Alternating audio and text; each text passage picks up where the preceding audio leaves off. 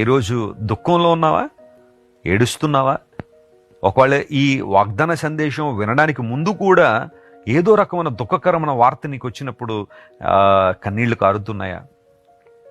నా దుఃఖం నుండి నన్ను ఎవరు విడిపిస్తారండి? ఈ కన్నీటి వేదన నుంచి నన్ను ఎవరు విడిపిస్తారండి? ఈ కన్నీటి బాధల్లోంచి నన్ను ఎవరు విడిపిస్తారు? ఒక కుటుంబ సమస్యను కలిగి ఉండొచ్చు, లేదా ఒక వైఫల్యం ద్వారా నువ్వు ఏడుస్తుండొచ్చు, ఒక ఫెయిల్యూర్ నువ్వు ఎదుర్కోవడం వలన నీ జీవితంలో దుఃఖం ఉండొచ్చు. కానీ ఈరోజు దేవుడు నీతో మాట్లాడుతున్నాడు. ఆయన మాత్రమే నీకు నిజమైన ఆనందాన్ని, సంతోషాన్ని ఇవ్వగలిగిన దేవుడు. ఆయనను బట్టి ఆమేన్. దావీదు తన దేవుణ్ణి బట్టి ధైర్యం తెచ్చుకున్నాడని లేఖనాల్లో మనం చూస్తాం. ఒక భయంకరమైన సంఘటన ఎదుర్కొన్నాడు దావీదు. ఆ సందర్భంలో దేవుణ్ణి బట్టి ధైర్యం తెచ్చుకున్నాడు. అతనికి ధైర్యం ఇచ్చే అంశం ఒక్కటి లేదు, కానీ దేవుణ్ణి బట్టే ధైర్యం తెచ్చుకున్నాడు. ఆ తర్వాత అనేకమైన ఆశీర్వాదాలు పొందుకున్నాడు.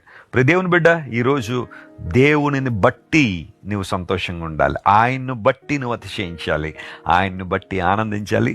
అలాంటి కృప దేవుడు మీకు ఇవ్వాలని మనస్ఫూర్తి